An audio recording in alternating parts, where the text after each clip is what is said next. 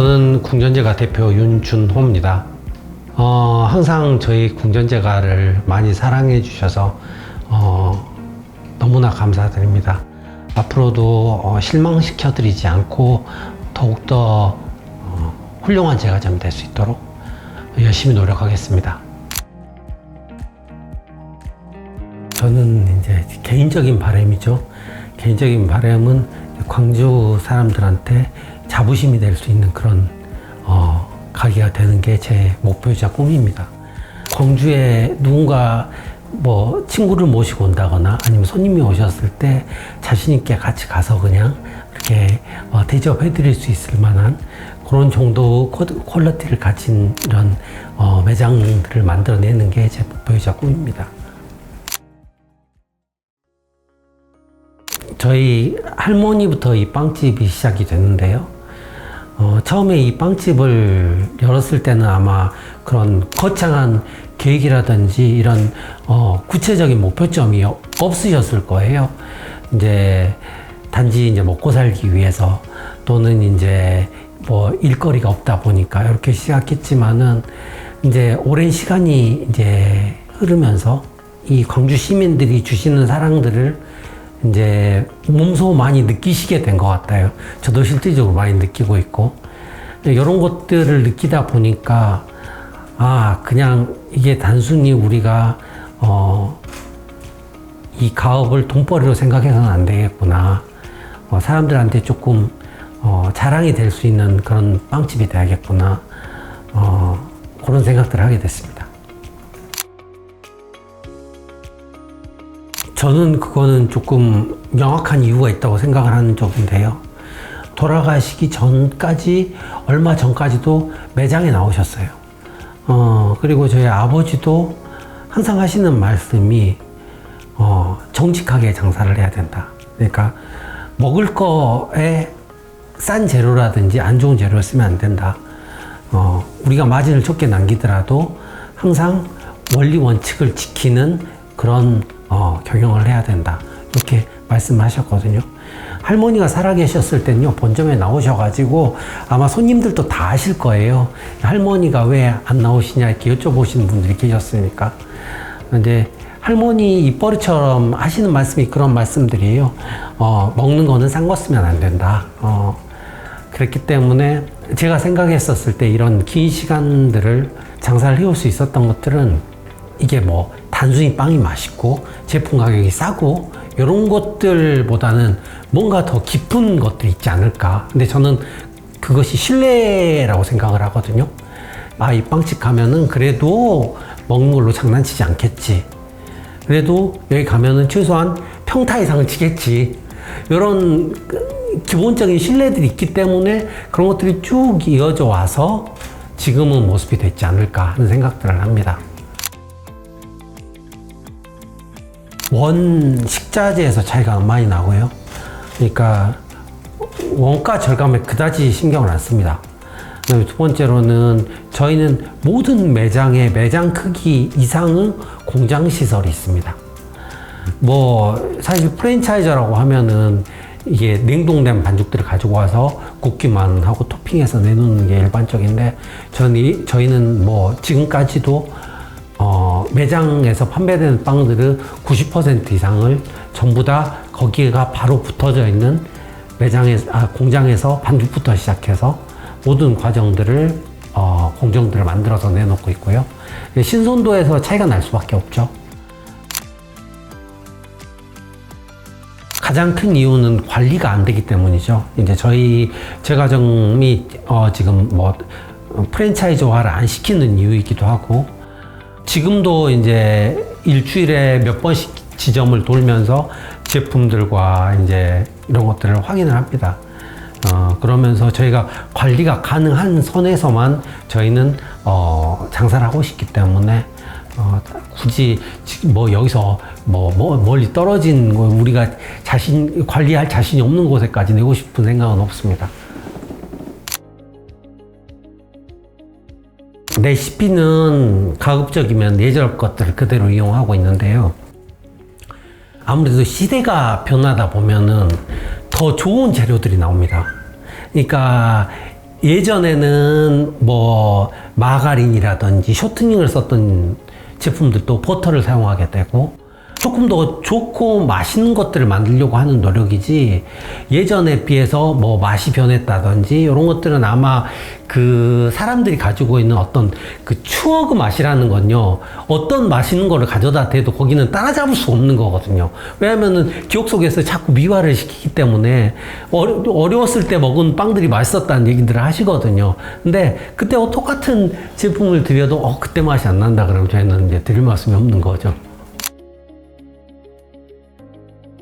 근데 사실 이 대표 음식이라는 것들은 제 생각에는 그렇습니다. 지역 마케팅의 산물이거든요. 이것들을 어떻게 브랜딩 하느냐에 따라서 대표 음식도 바뀌는 거고, 그 다음에 저는 굳이 대표 음식이 하나만 있을 필요는 없다고 생각을 합니다. 전체적으로 뭐를 먹어도 다 맛있다 이런 느낌으로 그 자체를 브랜딩을 하는 것도 저는 나쁘지 않다고 생각을 하거든요. 이 브랜딩이라는 게 예를 들어서 제가 빵집이니까 빵집을 예를 들겠습니다. 빵집 중에서 뭐든지 맛있는 빵집이 있고 단일 제품이 유명한 빵집들이 있습니다. 그 모든 빵이 맛있는 이런 빵집들은 실제적으로 이펙트가 약해요. 그리고 그 단일 품목에 집중하는 빵집들은 임팩트가 강한 대신에 수명이 짧거든요. 그러니까 장단점이 있습니다. 근데 제가 보면은 광주에서 관광을 모토로 내걸었을 때 미식에만 내걸지 않고 여러 다른 것들을 뭐 부동산을 건다든지 뭐 다른 것들 여러 가지 걸어요. 근데 이렇게 해서는 미식에 대한 포인트가 안 잡히거든요. 차라리 저는 솔직히 전라도에서는 저는 관광 자원이 없다고 생각하는 사람 중에 한 명입니다. 근데 음식만큼은 어느 지역보다 강하거든요. 그러니까 미식 일변도로 해서 강력하게 이거를 미는 것도 전 나쁘지 않다고 생각을 해요, 사실은. 그러니까 미식의 도시. 이렇게, 그러니까 뭐 대전하면 빵의 도시 이렇게 밀었듯이 광주 하면은 미식의 도시. 이런 식으로 미는 것도 나쁘지 않은 것 같고요. 그 다음에 미식의 도시라고 밀면은 거기에 따라서 관공서에서 유명한 음식점들을 지원을 해줘야 됩니다. 미식으로서 사람들이 외지에서도 방문할 만한 가치가 있는 곳들을 더 육성을 해야 된다고 생각을 하고요. 그런 것들이 늘어날수록 광주가 미식 도시로서 위상을 갖게 될 거라고 그렇게 생각을 합니다. 사실 이게 이 가져가실 수 있는 거하고 와서 드실 수 있는 거는 분리해서 생각을 하면 안 됩니다. 왜냐면은 가져가서 먹을 수 있는 거는 시켜서 먹을 수 있는 거하고 같은 얘기거든요. 사실 온라인으로 시켜 먹으면 되는 얘기예요. 그러니까 가서 먹을 만한 가치가 있어야 되는 겁니다. 직접 방문해서 가서 먹을 만한 가치가 있는 곳이 있고, 그 다음에 간 김에 선물용으로 사가는 거죠. 저희 빵 같은 경우에도 일부러 저희 온라인 판매를 하고 있지만 많이 사가시지 않습니다, 그렇게. 그렇지만은 오셔가지고 광주 여행 오셨다가 사가시는 분들 굉장히 많거든요. 그러니까 저는 첫 번째로 광주를 방문할 수 있는 목적 자체를 만들어줘야 되는 게 맞다고 생각을 하고 있고요. 그 목적 자체를 만들 수 있는 것들은 미식 체험이라고 생각을 하고 있습니다. 미식 체험이란 건 사실 직접 가지 않으면은 안 되는 거거든요. 네. 저는 사실 거기에 대해서는 조금 할 얘기가 많은 사람이긴 한데요. 기차역은 도심의 중앙에 있어야 됩니다. 그래야지 발전을 할 수가 있어요. 왜냐면은 광주가 사실 공단이 많은 것도 아니고, 그렇다고 해서 뭐 대기업에 들어와서 뭐 일자리가 많은 것도 아니지 않습니까? 그러면은 제가 생각했었을 때 해볼 만한 것들은 관광산업인데, 관광산업에서 가장 중요한 거는 대중교통수단이거든요. 외부 관광객들이 들어올 수 있는 쉽게 들어올 수 있는 이런 어떤 인프라를 조성을 해줘야 되는 거예요.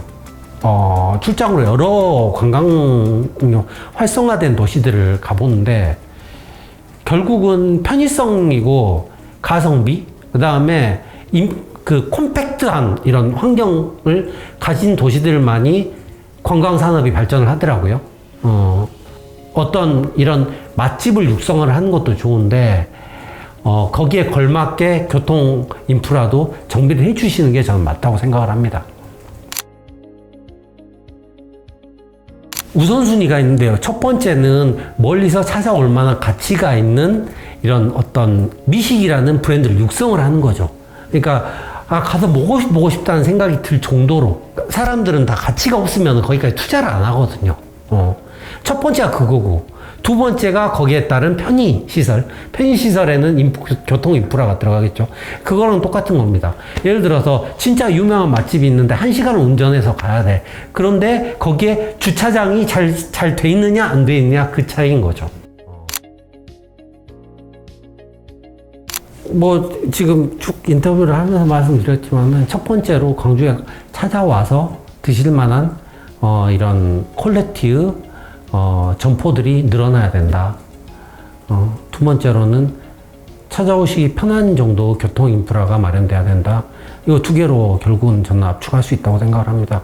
사실은 관광 사업도요.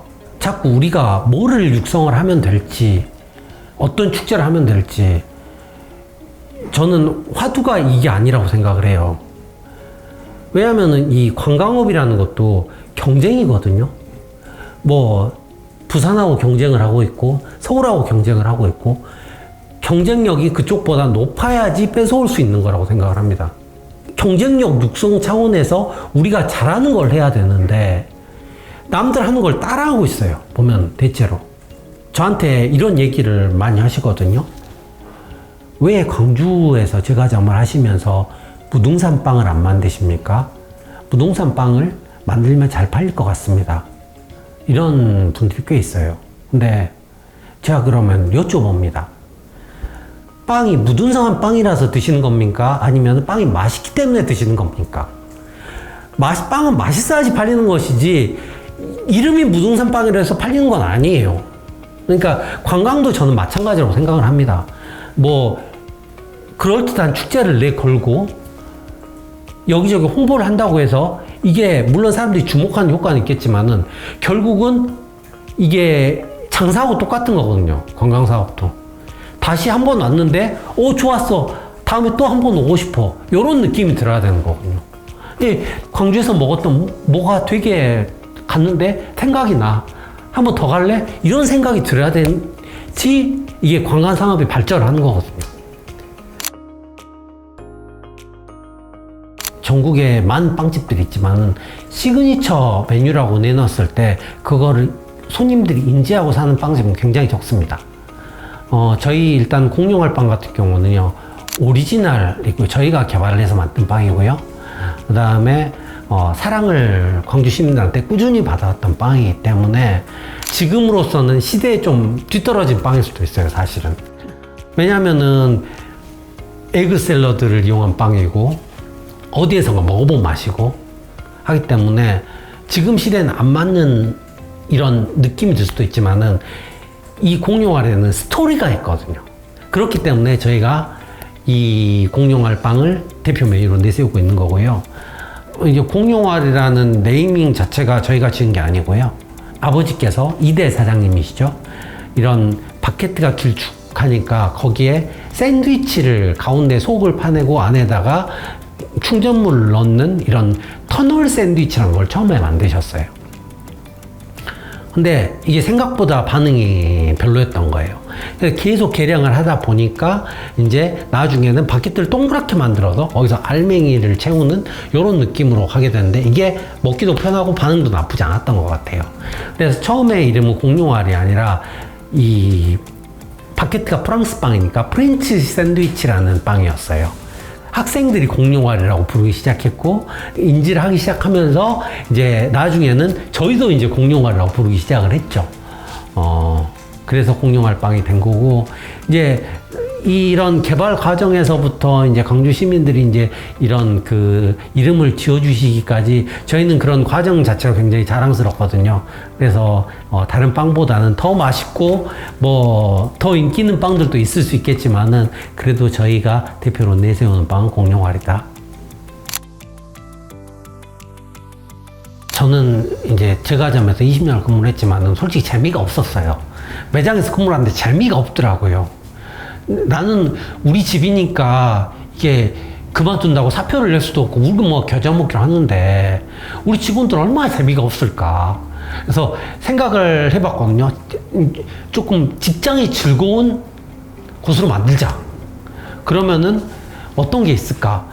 우리가 1년에 한 번씩 상품용 크게 걸고 신제품 개발대회 같은 거 좀 하자. 그래가지고 지금 그거를 한 7년, 8년째 해오고 있는데요. 그게 몇 년간 해봤는데 되게 반응도 좋고 해서 그러면은 이번에는 공룡알 경연대회도 한번 만들자. 그래서 지금 올해 초에는 처음 해봤어요. 공룡알 경연대회. 그랬는데 이건 좀 소규모로 했는데 재밌어 하더라고요. 제가 처음에 어떻게 보면 3세잖아요. 근데 제가 이 일본의 동경제과학교라는 조금 이 제과업계에서는 명문인 이런 제과 학교를 나왔어요. 근데 사실 제가 제과점을 뭐 엄청나게 하고 싶다거나 막 제과점 아니면 안 돼, 빵이 너무 좋아.